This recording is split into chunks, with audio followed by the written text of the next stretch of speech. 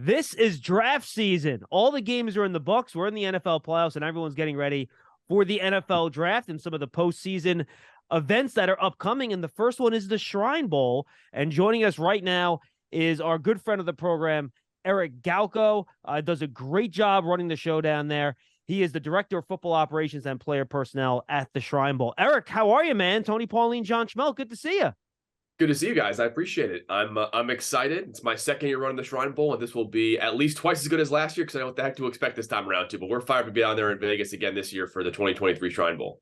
Yeah, well, if it's twice as good as last year, it'll be off the charts. Because, I was there all 3 days last year for practice, and Eric and his team did an absolutely phenomenal job. I mean, it was, you went there, you didn't know what to expect, and I came back. I reported on Twitter. I mean, these guys did a great job. So even if you equal last year, it's going to be fantastic. Yeah, well, checks in the mail, Tony. I appreciate that endorsement. Thank you very much. So, and the Shrine Bowl just a couple weeks away here. It's coming up that week in between the championship games and the Super Bowl, of course. So make sure you guys go check that out. By the way, draft season is brought to you by Tommy Hilfiger, a PVH brand and an official partner of the New York Football Giants. Eric, let's get right to it. I want to start before we talk about the players. Very exciting. You have some NFL coaching staffs coming down this year to coach up these guys at the Shrine game. Tell us about it.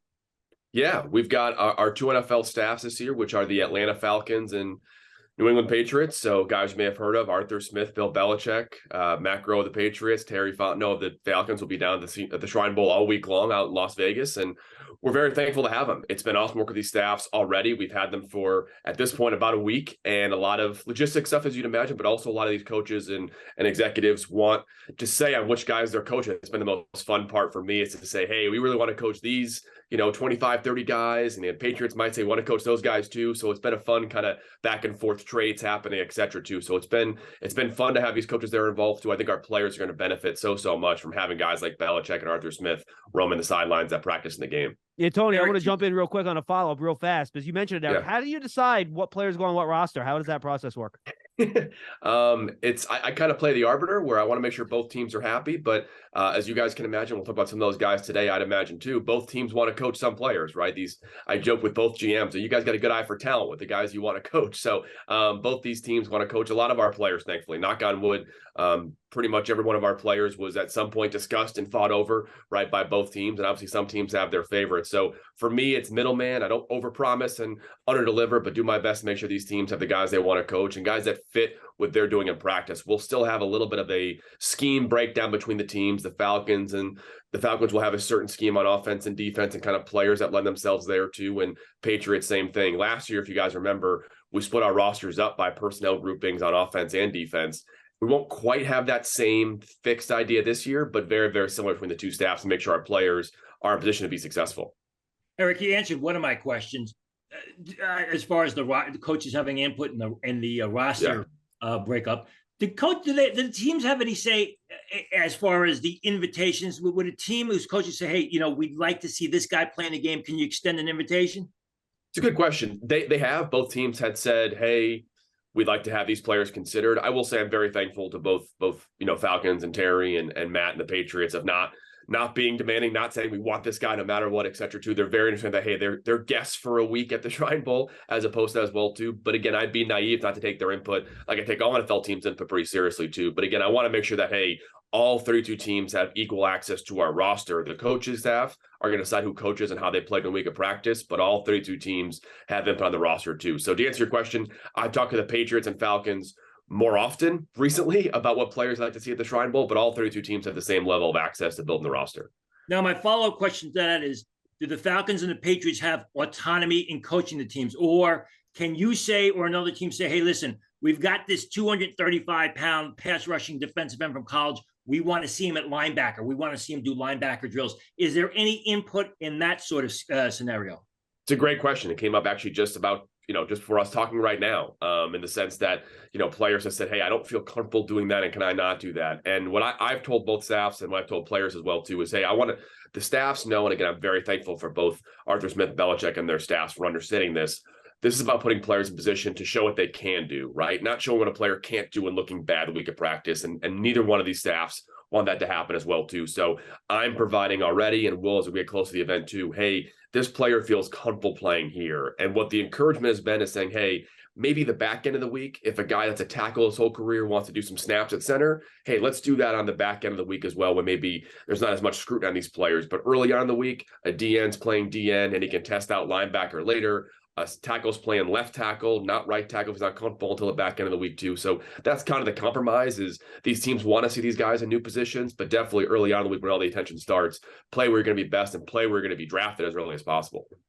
We're joined by Eric Galko, Director of Football Operations and Player Personnel for the Shrine Bowl. Game takes place on February 2nd in Las Vegas. Eric, how about practice structure? I've been to a lot of these, games, and a lot of times the practice structure doesn't necessarily lend itself to evaluating a lot of these guys. Is there input too on what these practices from the staff will look like? Will they look similar, or are these coaches basically going to do what they do? Yeah, it's a good question. And I'll say, as someone, I'm sure like you guys who have been to a lot of all-star games in the past, and the fact that I had a lot of autonomy, especially last year, to kind of change things up, it was like playing in a sandbox. Like, hey, what does an evaluator really want to get out of these practices? And I think for me, the real focus has been this year, making sure these coaches know exactly what time they're on off the field and what resources they have and what's worked in the past. And then a little bit, even more than last year, kind of let them do their thing. So and talking with both staffs, the likelihood is going to be, hey, early on, right? That Saturday, our first practice, and Sunday, a lot more one-on-ones, individual drills, and then maybe some, quick walkthroughs on team stuff. And the back end of the week is more 9-on-7, 7-on-7 team environments as well, too. But both of these teams have already been creative. Again, they have their entire staff. So our coaching staff is going to be 30-40% bigger than when we had the nominated staffs and what the Senior Bowl has this year. So we've got more coaches and more people want their hands on these players. We're going to have a lot more drills, a lot more stuff going on, a lot more creativity. And again, if talking with these coaches and these video coordinators at Indictment, a lot of creative things are going to happen during the week of practice at UNLV and the Raiders facility. Tony, you want to start knocking off some of these players? Well, yeah, let's talk players, Tony. There we go.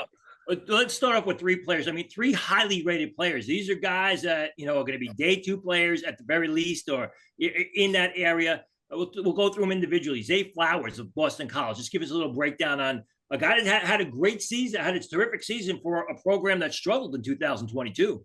Yeah, but Boston College's all-time leading receivers in basically every category. He's had a fantastic career. He stayed in school a year ago, if you remember, and it was kind of surprising at the time because he would have been a top 2-round pick a year ago. And talking with NFL clubs that maybe liked him a bit last year, the kind of comparison I heard was, if Wan'Dale Robinson went early 2nd round, why can't Zay go first? I fully expect Zay Flowers to end the draft process as a 1st-round pick. I think his comparison is somewhere between a Deshaun Jackson and the way that he can track the ball down the field for a small receiver at such a high level. I know some teams have questions on maybe hand strength and finishing in the midfield, but downfield, he consistently catches deep balls like Deshaun Jackson. And then you add in the fact that we've seen how much Jalen Waddle and Tyreek Hill can make a mess of an opposing offense, both in their catching ability as well as just the pressure they put on safeties and corners. I think Zay is going to bring both of those things. So he kind of has that early 2000s Deshaun Jackson deep play one-on-one ability, as well as the top end speed, the 4.3 speed, to be a guy that defenses have to account for no matter where he's on the field too. So again, Zay's excited to be down there. He'll be coached by a team that really wants to coach him as well as you can imagine. But I think between the Shrine Bowl, the NFL Combine, and how he's going to interview, again, I fully expect Zay Flowers to be a 1st-round pick. I'm not biased, or I promise. My expectations are he'll be a top 32 pick, if not a top 20 pick when it's all said and done. Eric, and I think what excites me about him too, he's 5'10", 172, 78 catches, over 1,000 yards this year, 12 touchdowns. The league's figuring out a way to use these guys outside and inside at that size now, right? They can be more of a vertical speed guy when they're outside, but then when in the slot, he has that suddenness and quickness to separate on those option routes and stuff like that too. So I think with the way the league is going and how the schemes are developing, these smaller guys can be used in a lot more creative ways than maybe they were 5-6 years ago in the league. And I think, Tony, you made a point about how BC struggled this year. I think if you watch them, especially talking with Zay as well, he learned how to be so much craftier as a receiver because of that, right? He was getting double teamed or shadow coverage or all those kind of things that teams were doing to stop Zay because, and again, BC struggled this year. It's no surprise their offense didn't have as many weapons as they usually have, but Zay had to be creative. He's still going out there getting 100 yards. I think if you watch those games just from an offensive standpoint, you're like, holy cow, how did he get 100 yards when they're doing triple coverage on him? And I think he learned a lot about the nuance of the position through experience, which I think is really hard to learn unless you have that experience yourself too. So I think Zay is coming in as a very pro-ready receiver who's got this elite weapon as a speed downfield threat. Ask you about 2 Purdue kids. First Yeah. is Aiden O'Connell. I mean, teams love this kid coming into the season, and all he did was produce last year. I mean, he had a terrific year. He's a big quarterback. He's got a big time arm. He knows how to use all his receivers. Uses his tight ends very, very well. I think this is a major get for the Shrine Bowl. He is, I think he's Jimmy Garoppolo 2.0 and maybe a better prospect. I think he's got even a better arm than Jimmy. Maybe not quite as quick of a release, but has the same arm and actually has the same quarterback coach as Jimmy Garoppolo, ironically, and Jeff Christensen, who does a great job with kind of building quarterbacks up from the base and allowing them to kind of process information quickly. I think Aiden will be the top, senior quarterback at any All-Star game this year. I think from talking with NFL teams and kind of how they feel about him, he's married. He's extremely mature, right? He knows how to manage players. He's not fazed by things. I won't make the classic Brock Purdy comparison, but a lot of those Brock Purdy qualities that he had a year ago when I met with him at the Shrine Bowl, which was calmness, understanding, ability to be witty, but also locked in on his career. I think Aiden's going to command a presence in a locker room right away. And I think in terms of the other quarterbacks in this draft, we know how talented Bryce Young is and CJ Stroud are. Will Levis, immensely talented as well. And then you look at guys like Aiden, who, hey, I can go to bed at night knowing Aiden O'Connell's my quarterback, and I'm going to win 8 games next year, right? At the very least, he's going to be this baseline quality NFL quarterback that you can win with, and he might be so much more as well, too. So I know a lot of NFL executives are excited to see Aiden O'Connell down at the Shrine Bowl, and I think he's going to have a fantastic week during the week of practice. And it's funny that you bring up Jimmy Garoppolo, because if people remember, Jimmy Garoppolo started his march up draft boards with his performance at the Shrine game back in the days when it was at St. Pete. The other kid I want to mention to you from Purdue, who I absolutely love, is Corey Trice, the cornerback. Another kid who came into the season highly regarded by scouts. You can play him in press. You can play him in zone. He's tough. He's smart. He's got outstanding ball skills. I mean, in my opinion, this guy is one of the most undervalued players at the cornerback position. Yeah, I'm not sure how other teams, people outside the league maybe value him, but I completely agree with you, Tony. I think he's got first-round traits altogether, and I always point scouts in the direction of, I think it was the Syracuse game when he was still banged up, and he's still probably playing at 60% of his ability because he was hurt, and still shut down every receiver in that entire game. He was dominant that entire game at press, like you mentioned, downfield, double moves, deep comeback, coming back as a longer corner. He is what NFL teams want now. He's a longer corner who can move. He's going to run in the 4-4s, 4-5. He's going to test well across the board. He can press. He's smart. He's been around for a while, right? He's a senior, so he's played 2 or 3 years at high level in the Big Ten. I think absolutely he's going to be a guy that has first-round traits. We'll see how it all shakes out. But again, now that he's kind of fully healthy at his best for the Shrine Bowl for the NFL Combine, I think he's one of the most interesting corners. And we just saw what Sauce Gardner and Tariq Woolen did as longer corners in this year's draft. I think teams can see Corey Trice and say, maybe he's our Tariq Woolen, except not in the 5th round for sure. That's not going to happen this year again. Eric, I think you hit it. He's 6'3", 215, right? I mean, that is great size for a cornerback. And I think what impressed me, he played very tight coverage. Tony mentioned you can press him up. He got his head around. He didn't commit pass interference penalties either. Just 4 penalties this past year. But, when you press and you got your back to the quarterback, you can run into the receiver, things like that. I thought he did a really good job not doing that. And if you think he's going to test in the high 4.4s, that was my one question watching the tape, what his deep speed was. If that's where he's going to test with those traits, you're right. That is a late day 1, early day 2 pick. Yeah, we'll see if he does. I don't want to put pressure on the kid either, but no matter what, he's going to test well together. And of course, again, you watch the film, I didn't see a speed guy get past him this year comfortably, right? It's game speed for sure. Game speed, whatever you want to quantify that is, that's 4.5 quality. So 40 would be one thing, but he's got the ability to kind of hang with maybe Zay Flowers. We'll see if he can handle Zay Flowers. Zay's pretty fast, but he can handle guys like Zay Flowers at the NFL level for sure. Well, I want to ask you about a quarterback, Dorian Thompson-Robinson from UCLA. Great story. My question is this, and it goes back to using players at different positions. Last year, you had Derek King, the quarterback from Miami, at the Shrine Bowl, and we saw him take a couple of reps at receiver. Do you think we're going to see Dorian Thompson-Robinson possibly line up at a different position next week?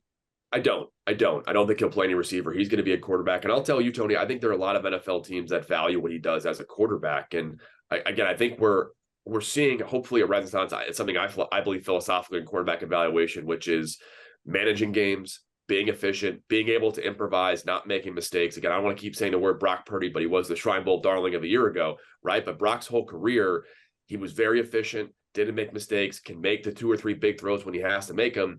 And that was kind of it. He was steady the entire time. He did that at Iowa State, did that for the Niners this year as well, too. And I think Dorian playing as much football as he has and at UCLA in big games, in big matchups, going on 3rd and 5 in the Pac-12 championship game 2 years ago, right? Making those kind of throws. He's seen that. And I think the fact that he can move, he can improvise, he's a good athlete, and he's seen a lot of football. I think every NFL team is going to say, we'd love that guy as our backup. And I think for the last decade, in my opinion, at least, I think teams have overvalued the elite traits, saying we'll develop those guys. When I think now, with as much receiver talent as there is in the NFL and tight end talent, and maybe offensive line play not as good as it was a decade ago, we're seeing teams get the ball out quicker, get to their playmakers. So you don't need a quarterback with a big, strong arm all the time. You need a guy who's not going to make mistakes on the quick slants, quick screens, etc. And I think guys like Brock Purdy have shown that if you can do that, make a couple throws, you'd be a long-term NFL quarterback. And I think Dorian could definitely be that kind of guy this year. I think Dorian has some similarities to Taylor Heineke, also a former Shrine Bowl player who also played in the NFL for a long time. A lot of similarities there, I think, too. But to answer your question,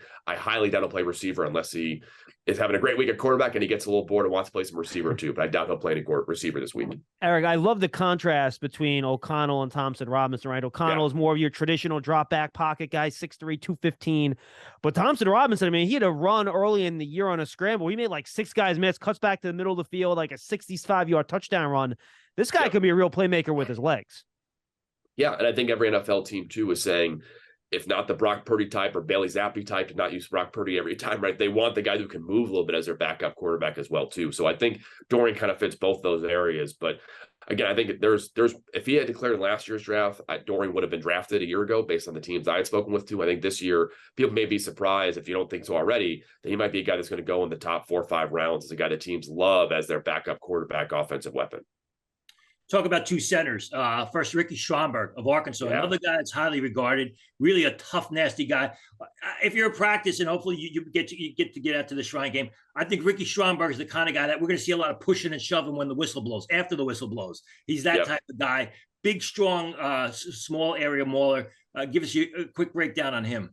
Yeah, I think you nailed it. I mean, he's a guy that's not going to lose reps on the interior for power rushers, right? I think he's going to show NFL teams that he can move in space a little bit and work laterally. At Arkansas, they didn't really have him do that too much. I think he'll show that he can work entirely in the A gap, maybe push guys out to the B gap as well and be an effective pass blocker in space. And he'll certainly show kind of that run game nastiness. But I'm excited to see Ricky go against some of our nose tackles or head up guys and show how he can really consistently win there. And you know, Tony, it's hard to find a center who can snap and take on big 220-pound nose tackles consistently in pass protection. You get a center who can do that. You can have your guards protecting on stunts, blitzes, and do a much better job. I think that's why I think sometimes guys like Ricky are undervalued because, hey, he may not be a 4.7, 4.8 type of freak offensive lineman who's going to run well on the 40-yard dash, but he's never going to lose against nose tackles, and he can protect your A-gap from blitzes delayed as well, too. And those 2 things are super important for today's NFL, where A-gap pressure is so valuable for defenses to get home. I think Ricky's a guy that's going to win against nose tackles and win against those pressures in practice for sure. Another center, a guy who I absolutely love, and I think he's ridiculously underrated, is Juice Scruggs from Penn State. Played guard last year for Penn State, made the seamless transition to center this year. Great fundamentals. He can get out on the second level. The guy never makes mistakes. And I mean, I don't know how this guy isn't more highly rated when you watch the last 2 years of film, because he is that explosive. He's smart, and it's the mechanics, the knee bend, the blocking with leverage, the hand use that really blows me away every time I watch him. Top 3 name at the Shrine Bowl as well, too. Juice Scruggs. Yeah, him and Snacks Coburn at Texas, my 2 favorite nicknames at the Shrine Bowl. But no, I completely agree. I think, again, we make the classic mistake of, if this guy was 2 inches taller, he'd be a first, second round pick, right? I think people look at the size as an issue, but it doesn't show up on film, right? Size is an issue. Length is an issue. If it shows up on film, I totally agree with you on Juice Scruggs. He can move laterally. He's played guard. He understands how to pull, how to get to the second level. He can be a zone blocking lineman and work down the line and get to a linebacker at the second level on an outside zone, or he could be a man guy and, again, pull and get upfield as well on those linebackers, middle of the field, too. So I think he's a great mover. He's a great bender. He can play center and guard. He'll do both during the week of practice as well, too. But again, Tony, I'm not sure what the outside world thinks. I know NFL teams know Juice is the draft pick. The question is, can he be a guy who can start right away for us in the NFL? And if he shows that during the week of practice, I think a top 3-4 round pick is where he's going to end up going. Go ahead, Tone. We'll move to some of the small offensive linemen. You know, we talked about Jimmy Garoppolo. You mentioned Jimmy Garoppolo, and I mentioned how his rise up draft board started the Shrine game. I was also there when Teron Armstead of Arkansas Pine Bluff just blew everybody away at the Shrine game. And you look at what he's doing. 3 offensive linemen. Ironically, one of the players from Armstead's alma mater, Mark Evans, the left tackle from Arkansas Pine Bluff. I think he's going to be a zone blocking guard, a little bit shorter than you want for a tackle, but he's mobile, he's agile, he's got good footwork, he's exceptional in space. Again, fundamentally sound, very explosive. I was very happy to see him at the Shrine game because I don't think this guy gets the credit that he deserves. And he'll be working at center as well during week of practice as well, too. He'll go from tackle to center, and he's snapping very well so far. And again, center is obviously a spot where maybe your height and length is not as much of a question mark for NFL teams. But, Tony, you're absolutely right. You turn to the film for even 3 or 4 plays and watch like 2 Mark Evans pass sets, and you're blown away by the feet, the movement, the ability to reposition and balance, shutting down guys in the perimeter. I mean, he's shutting down 6'5" defensive ends easily, despite being a guy that's a little bit shorter, not as great length, too. And I think you move that guy inside. I'm curious to see how he does, to be honest, to see, hey, if that movement ability, that balance on the perimeter will hold up the same way on the inside. But I know he's snapping well. He's a fantastic athlete at the position. I think at guard and especially center, where maybe those lack of length is not going to be an issue for him, I think he's going to easily handle 3 techs, stunts, blitzing linebackers with ease. I think he'll learn how to handle nose tackles in that kind of short area. I think he'll be just fine there because he can bend and sink his hips and win with anchor. But I think for NFL teams, if he can show that, hey, he can handle nose tackles and snap the ball pretty well, they know he can handle those stunts and 3 techs and late blitzers. So I think he's a guy that NFL teams, again, absolutely aware of and absolutely like quite a bit too. But the Shrine Bowl, we can show that guard center versatility that can push him way up draft boards. Well, and another lineman who's going to have no problem handling big, nasty defensive lineman, Quentin Barrow of Grand Valley State. Played left tackle at Grand Valley State. I think he's more of a right tackle guy, but this guy is a specimen out there. He's tall, he's big, long arms, and the thing about it is he's always looking to bury the opponent. I mean, when he's always trying to bury the guy into the ground, and you got to love that nastiness about Barrow.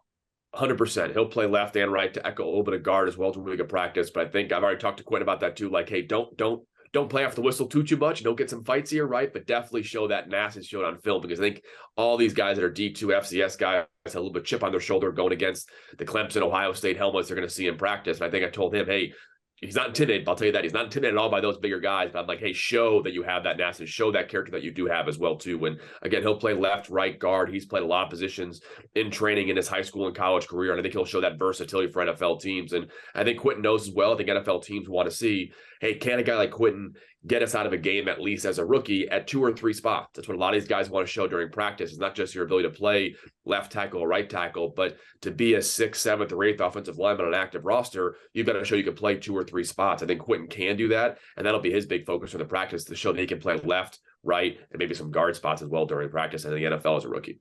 One last small school guy, I think he was announced just a couple of weeks ago, Brett Lang of Minnesota Duluth, another guy who's probably going to have to move from the college position that he played, but still, I mean, went back, I believe, for his 2nd senior season, improved his game. He's another more of a power gap, mauler guy, but he's also not bad on his feet, can get out to the 2nd level. Want to get your take on him? He is, I think he'll be one of the fastest offensive linemen of the entire draft class. I think when it's all said, he'll run a sub 5.0 40-yard dash time. He's a great mover, and he'll be a guy that you're absolutely right. He's going to play mostly guard in week of practice. He'll play some tackle to kind of get some reps there for film, but he'll play largely guard in the Shrine Bowl, and he's prepared for that. There are some NFL teams that really like Brett Lang, really, really like him, know how athletic he is, know how fast he is. And I talked to a couple area scouts who were like, I got to go to Minnesota Duluth. It's impossible to get up there. I got to take 2 shuttles and a bus, whatever else. And I talked to 4 scouts who said, I'm so glad I did this year, because Brent, despite coming back for now his 6th season in college, he got even so much better from a year ago. He had NFL interest a year before, but I think every scout went up, and every team went up there obviously too, but every scout that went up there said, I'm glad I'm here. He's gotten so much better. He's a great athlete. He's developed his hand placement, his technique even further. He's dominating games this past season. I think he's a guy that NFL teams are really excited to see, because if he can transfer from that Minnesota Duluth to the Ohio State, Georgia guys he'll be going against, and he has that kind of speed at the NFL Combine, like I know he has and he has, I think he's a guy that could really, really rise up draft boards. We're joined by Eric Galko, the Director of Football Operations and Player Personnel for the Shrine Bowl. Go to shrinebowl.com. All the info's there. Game's on February 2nd. Eric, let's talk about some of the skill position guys. A couple of linebackers. Let's start with Leonard Taylor out of Cincinnati. You know, he's a guy, the numbers do not jump off the page, but if you watch him move, you wonder why the numbers didn't jump off the page a little bit more. Yeah, he was playing alongside Josh Weiler, the really talented tight end at Cincinnati as well too, and I think that's part of why that happened too. But there are games where Leonard was the guy last 2 years where Leonard was the guy and Josh was, and then vice versa. So I think both guys really play off each other well, right? He was more of the Y, Wiley more of the H move tight end. They kind of did some more situational things, but I think I think where NFL teams are going as they play more 11 personnel, you need a tight end who can block, who can run the short area routes, who can get downfield as a route runner and stretch the seam. And it's hard to find guys that can do all three, right? We've got a lot of athletes at tight end now in the NFL that Mike Gesicki types, but those guys, if they can't be in line, you can't really go 11 personnel and go no huddle consistently. But Leonard Taylor fits that to a T. He's a plus athlete. He's a great kid. He's a high character, high energy kind of guy, a guy you want in your locker room if you need that kind of guy in your tight end receiver group. But he'll be a guy that stretches the seam in practice, but I'm really excited to see him as a blocker because I think he showed that at Cincinnati this year more than even previous years that he can be a really capable Y 11 personnel blocker, right? Take on those strong side DNs, climb to the second level, make plays on safeties when they're outside zone runs, right? He showed that in college. I think he'll show that in practice this year too. And then between that, his reps, and then when he tests at the combine, I think he's a guy that can really drive up draft boards because the production's not there. So teams have maybe some lower expectations. That's what the Shrine Bowl, what the All-Star game process is all about. I tell people about Leonard Taylor, you got to go back and watch the 2021 film because part 100%. Of the problem this year was Ben Bryant just didn't use the tight ends. He threw throw the ball 20, 30 yards down the field, and the tight ends were not part of the passing offense. And, teams, you talk to people, they always thought that there was this huge divide between Josh Wiley and Leonard Taylor. I never saw anything more than a round to round and a half difference between the two because I thought that Leonard Taylor was so undervalued. I would be looking forward to watching him in practice.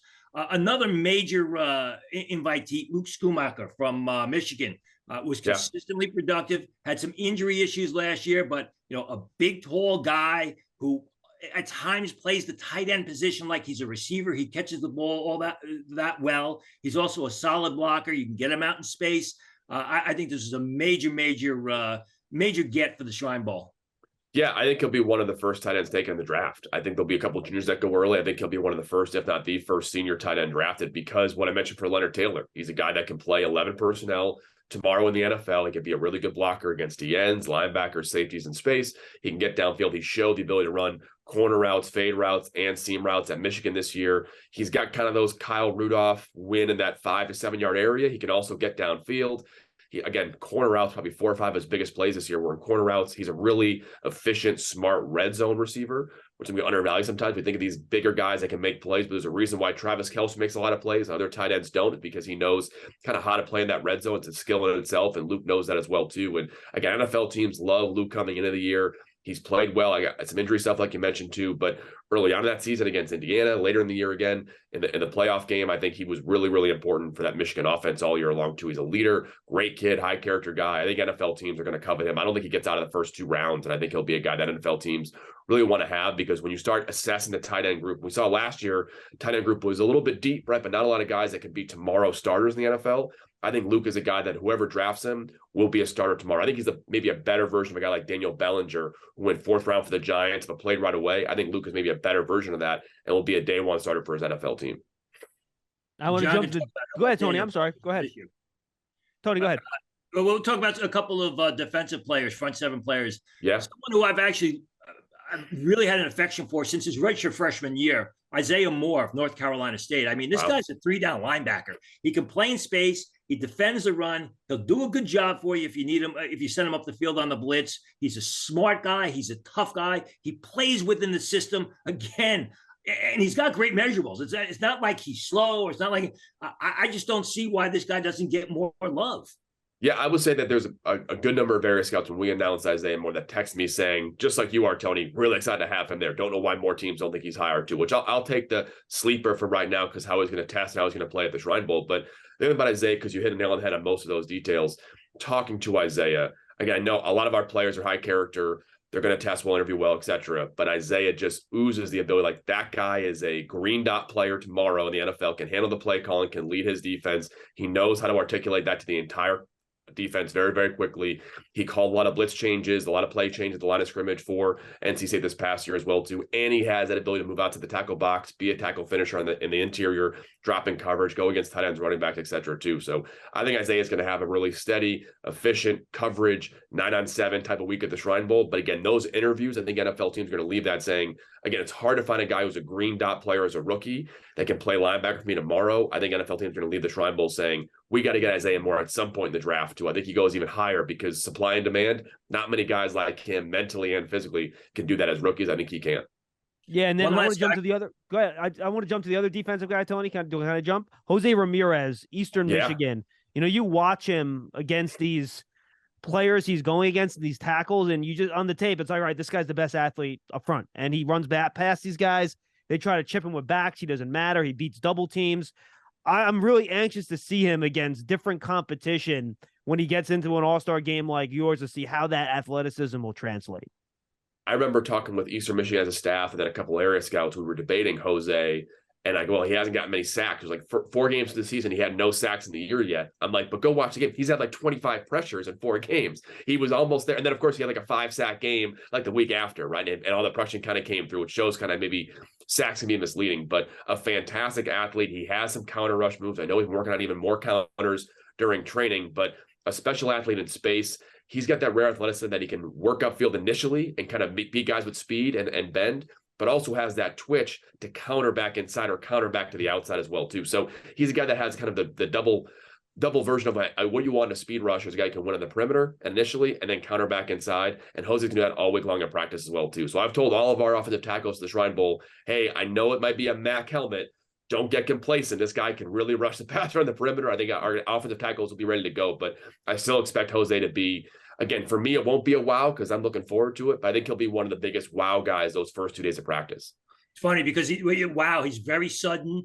He's very explosive. He comes out of nowhere and basically blows up the play. And it's funny that it's maybe it's ironic that you talk about, he doesn't have the teams are complaining he didn't have the sack production. We heard that same criticism about a guy by the name of Trayvon Walker a year ago, I believe, who had only 6 sacks, but he had like 33 quarterback hurries. So, it's not just about getting the sack. Like you said, it's about making the quarterback move his feet and leave the pocket, which Ramirez has done for the past couple of years at Eastern Michigan. 100%. I think he's, he was the best pass rusher in the MAC this year, bar none, production-wise, and what his impact on the field too. In Eastern Michigan, you watch one of the benefits of a guy playing on a defense doesn't have a lot of NFL players is you can see how crystal clear his value is to that defense, and they're dictating on wins and losses. Harvard's Truman Jones, another guy on our roster as well too. I think a guy you'll learn about during the week of practice. He's really, really talented. But you watch the film, and their defense goes the way he goes. Same thing for Jose Ramirez. Their defense went the way he went, and he knew that on the field, and he's able to be as an effective pass rusher. But also for Jose as well, he's not giving up plays in the run game either. He's not selling out as a pass rusher. He's got that kind of awareness because he knows as a guy that he's the best player on the defense, that he can't make mistakes. Sometimes you see guys that even the Bamas, the Georgias, when they have so much talent, an edge rusher might say, you know what, I'm going to go all for the quarterback because if I don't get him, I got a first-round pick who can make my play for me, right? But Jose knew he couldn't do that, and that's why you still see the quality tackle production, the ability to make plays in the run game, because he can rush the passer, has that explosiveness, has the twitch to counter, but also has the instincts to recognize, hey, if it's a read option or a delay or a draw, I got to make that play in the ball carrier as well. Eric, and I'll throw this out there too. He's only listed at 6'2", right? And I know people are looking for the long and lanky pass rushers, but for me, I watch Hassan Reddick for the Eagles all the time. He's 6'1". He kills these offensive tackles because he's too low for him. He has that little dip move around the edge. And I saw the same thing from Ramirez. He gets too low. And these bigger tackles don't know how to handle a guy that low to the ground that can then dip and bend around that corner. We call receivers and edge rushers creator positions. They're very similar positions, different sides of the ball, but very similar in the sense that as an edge rusher, if you got 6 good plays and 40 bad plays, if those 6 good plays are 2 sacks and 3 tackles for a loss, you had a heck of a game, right? Same thing for receiver. And I think we underappreciate for a while there that edge rushers had to be these big, long guys and defend. But A, teams are passing more than ever. B, running backs are smaller, right? Receivers are small. You can have smaller guys in the field. It's really okay. And I think C, the vast part for Jose, again, he's not losing instincts on the run game either, right? He's able to work in space and separate, right? Back in the day, it was you had to be 6'4", 285 to be a DN because you want to separate with strength. No, Jose can back up, move laterally and make a play on the ball carrier. I think we're kind of moving away from the need to have 6'3", 6'4", 6'5" DNs all the time. Some schemes require that. But I think, like you said, if Jose has 2 sacks and 3 tackles for loss and he misses 2 run plays, you'll take that all day long in today's NFL. Yeah. Kind of funny that you said to the players, don't be don't get all crazy, or don't dismiss the fact that he's wearing a Mac helmet, because the last time a big pass rusher came out of Eastern Michigan was a guy by the name of Max Crosby, who's doing a great job in the NFL. Yes, sir. Yes, sir. So I would say Jose's quite has Max's ceiling, but who knows? Neither did we think Max at the time either. So we'll see if Jose can follow Max's footsteps. So, Tony, you want to hit any other individual players before I touch on the class as a whole? I'll leave it to you. I just couple of other names. Cornerback Mickey Garner started at Louisiana Lafayette. There was talk that if he had entered the 2022 draft, he would have been a middle round pick, maybe a day 2 pick. Goes to LSU.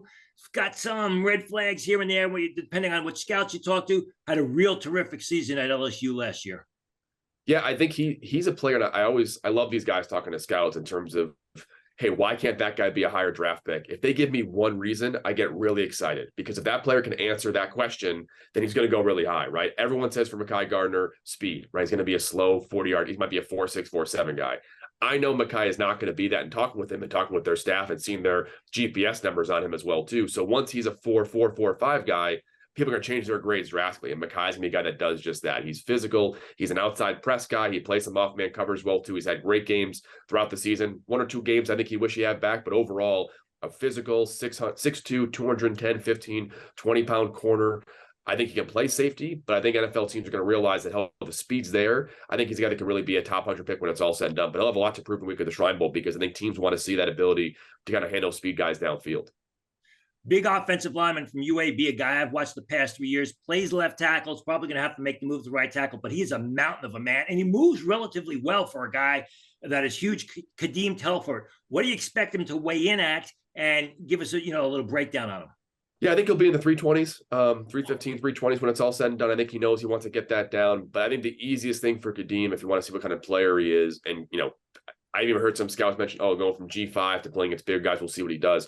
Go watch the LSU game, right? Played LSU earlier this year, too. He was dominant against LSU-level pass rushers, a team known for having great NFL players. They're rotating guys consistently. And I think one of the benefits of going against guys like Bama and Georgia and LSU is not just that they have talented players, but they've got a lot of talented guys. And you see Kadeem Telford going against the second, third-string fresh DNs at LSU and winning those reps frequently as well, too. So Kadeem's going to be a bigger guy. Again, 320 in that range, someone will be really important for him to be at for the weigh-ins. But I think his ability to win as a guy that's so massive and can kind of control those guys, almost like Cordy Glenn, who's not going to be as big as Cordy Glenn, but Cordy was so massive and so physical that if you had a speed rush to him, he was too wide to get around. Power rush, he was too big to get through. I think that's going to be Kadeem Telford. Again, he'll be a firm draft pick. I think teams want to see, how quickly this guy start in the NFL, but NFL teams are very excited to see him.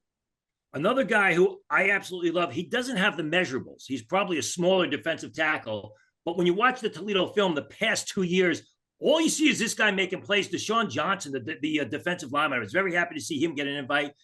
All he does is penetrate the line of scrimmage, get in the backfield, disrupt the action, makes play after play after play. But because he doesn't have those great measurables, maybe teams are a little bit down on him, but the guy can play football. No, I think you're right. I think he'll be a scheme and a team dictated kind of draft pick. But we saw Curtis Brooks a year ago get drafted, very similar measurables, similar play style from Cincinnati. He was a 6th-round draft pick.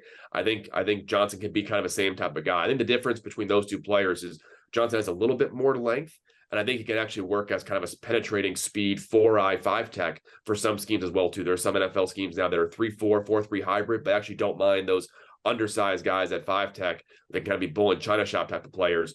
On third down and passing situations as well, too. So I think he's going to test well. He's going to move well. He's going to win as a D tackle / DN that we can practice as well, too. But I think you're absolutely right. There's certain teams that say, you know what, good player, not a fit for us. Those teams have already told me that. But there'll be about 10, 15 NFL teams that say, you know what, we've got an absolute role for this guy. And again, similar to pass rushers, I think teams are recognizing, even after Aaron Donald grade, Jared took him a little bit of time, right? But hey, I shouldn't rule out a guy if he can rush the passer just because he's undersized. I think Johnson will fit that mold pretty well.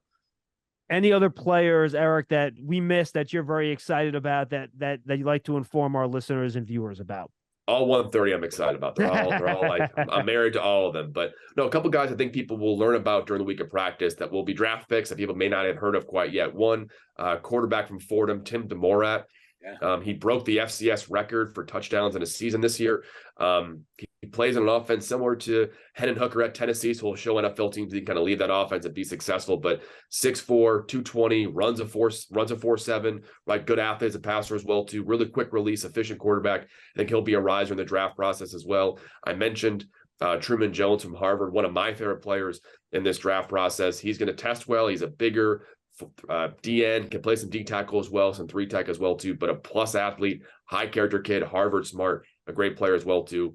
Bryce Ford Wheaton of West Virginia, he's 6'4", 220. He's going to test out of this world. He'll be one of the best testers. I think he's this year's Jelani Woods for us, who was a guy that we liked a lot. He impressed at the Shrine Bowl and through the draft process, rose to be a 3rd round pick. I think Bryce will rise much higher than that. He's probably already a 3rd, 4th round pick at the least for NFL teams, but he'll rise up quite a bit too. And then lastly, A.T. Perry, that receiver from Wake Forest, a guy that NFL teams really, really like. He had a great career at Wake Forest, was really impressive, I think, last year. And you mentioned about someone else earlier, Tony, about going back to last year's film. I think 2021 was outstanding for A.T. Perry. And let's just say our 2 teams definitely fought over who's going to coach A.T. Perry. So I think NFL teams really, really like A.T. I think ends up being a day 2 pick as well. But I love all 130 guys. Yeah, I love absolutely. all 130 guys are all my guys. They're all my favorites. So don't get me in trouble here, John. No worries. We're joined by Eric Galko, Director of Football Operations and Player Personnel for the Shrine Bowl. Go to shrinebowl.com. The game's on February 2nd. Let's expand the lens here, Eric. We are now through our underclassmen declaration period in the draft. We have a couple days where guys can still kind of bail if they want. Your thoughts on the class as a whole as we start to embark upon this 3-month process, 3+ month process now until the draft at the end of April? Yeah, I think it's been fascinating. I think myself and maybe my counterpart, the Senior Bowl, Jim Nagy, sees the same thing. We're seeing the impact of NIL giving these players opportunities to stay in school for reasons beyond just I might get drafted higher, right? I might get drafted higher next year, and I can make $200,000, $300,000, $500,000, $600,000 extra as well too, which is great. I'm all about it for the players, and I think it's fantastic they have that opportunity. But I think there are some positions that are not going to be as deep as teams were expecting, right? We saw last year a lot of teams punted on quarterbacks early in the draft. I know in part that's because next year's class, this year now, was going to be so much better. And it's certainly a great class. We're going to see 3 or 4 first round quarterbacks most likely. And then you got guys like Aiden and Dorian who will be there on day 2, but it's not as deep as teams were expecting, but teams are still going to plan on taking quarterbacks, right? If you take a 4th, 5th, 6th round quarterback, he's at least a very inexpensive backup for you, but those guys maybe don't exist in this year's draft as much as teams thought. I think offensive line was already going to be one of the weaker spots in this year's draft as a whole. And again, that not many guys really emerged this year either too. So I think teams were expecting a lot more quarterbacks and hopefully some good offensive linemen to kind of be there. There are some talented guys up top, but I think the depth at those 2 positions will be a question teams want to answer on draft day, because it's easy to be like, hey, don't reach for a quarterback, don't reach for a lineman. But if you kind of need one to fill a roster spot, it's hard to pass those guys too long. So we'll see some guys get pushed up, and good for those players as well. Yeah, just to confirm what Eric said, I was talking with somebody in the league yesterday. He told me 2 things. He said the 2024 draft is going to be incredibly deep in the middle rounds. He said you're going to get great value in rounds 3 to 5 because of so many guys that have decided to go back. And He said it's going to be super deep at the quarterback position because so many quarterbacks have decided to take that extra year of eligibility, the Bo Nix, the Jaden Daniels, who would have been in this year's draft. So that is the thought within the league as well, as far as guys who have gone back because of NIL, which makes it a lot easier to go back. It's just going to make next year's draft even deeper. Yeah, I think people don't appreciate sometimes that why depth matters so much, right? But depth create for quarterbacks especially, hey, maybe some quarterbacks at the top of next year's draft that don't go as early, or teams aren't dying to trade multiple first-round picks to get a guy because there might be a guy in round 2 they can kind of draft that guy instead. So I think it's a great point, and it's fascinating how many guys stay in school. And I've talked to most of these quarterbacks, and I don't encourage guys to come out for the draft at all too. I make sure they kind of know what to expect. But I think a lot of these guys going back to school thinking I might be the guy next year. And I think, spoiler alert, I'm pretty sure Caleb Williams of USC will be the first pick in next year's draft, and Quinn Ewers of Texas probably 1 or 2. But outside of that, there'll be plenty of quarterback teams to choose from. But again, just generally, teams passed on quarterbacks a year ago.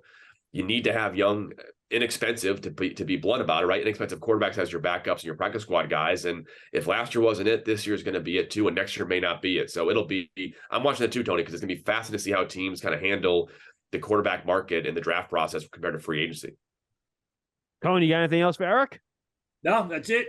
Other than that, we'll see you in Vegas in a week and a half. Yeah, this was awesome, Perfect. Eric. I had all my plans ready. We actually booked the flight to go down to Vegas, but the Giants keep winning playoff games, so I'm not sure. I'm not sure, which is a great reason, by the way. But I might not be able to make it down for Vegas. I hope to see you down there. Otherwise, let's catch up after the game. We'll talk about what happened, and we'll catch up later in the draft process. Yes, sir. I appreciate it, guys. Thank you for having me on. I really appreciate it. We thank Eric Galko. Excellent job, Director of Football Operations and Player Personnel for the Shrine Bowl. Go to shrinebowl.com. The game on February 2nd, right during that bye week time. So if you're desperate for some football between the championship games and the Super Bowl, go check out the Shrine game. I believe that's a Thursday night, Tony, if I'm not mistaken, correct? Yeah. And then the Senior Bowl gets played on that Saturday. Hoping, we'll see. If the Giants go to the Super Bowl, I'm not going to be at the Senior Bowl either. We'll see. Knock on wood. We'll see. I'll take care of the coverage for Giants. Yes, he will. Tony will be our correspondent, no doubt about it.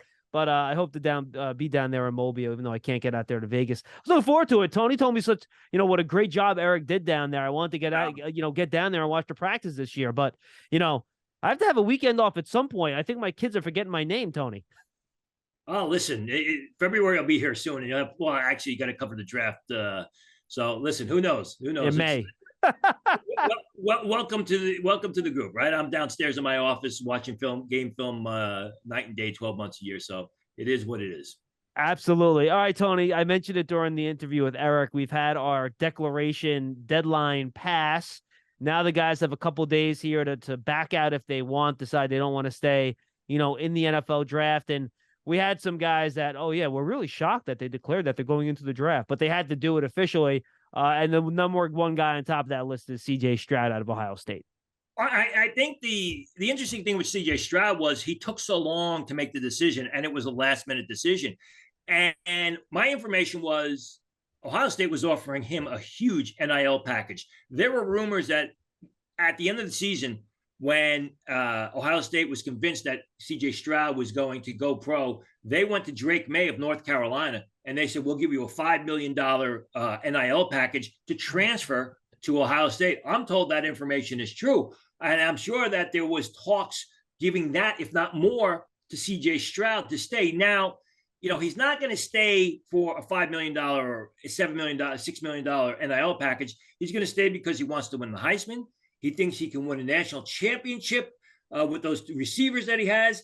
And, he wants to develop as a quarterback, which I think are all, and on top of that, make $5 to $6 million as a college, as a student athlete, right? And I think those are all, good reasons. But in the end, I guess he figured, the NFL was in his calling. I just hope he gets in a good organization with a good quarterback coach, because that's what C.J. Stroud really needs.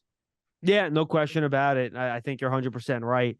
And two other wide receivers, and Tony, good chance the first two wide receivers that are going to be taken in the draft, Quentin Johnston out of TCU and Jordan Addison, who was with Pittsburgh and then transferred to USC. Both those guys also officially declare for the draft. And I think that's going to be like a chef's choice type of deal, right? What are you looking for? You're looking for the technician, the route runner, the guy that I think is going to be a more higher volume catch guy in Addison, or you're looking for that big, tall, fast, big play guy down the field in Johnston. It all depends what you need. I think there's an argument for both of them. It also depends on what risk you're willing to take, because Addison is definitely the much better receiver. Johnson's definitely the much better athlete. So 2 or 3 years, Johnson could be, significantly better than Addison in the NFL. But he also has a bigger bust factor attached to him, because as we've spoken about in the past on this program, he body catches the ball, he drops some catchable throws.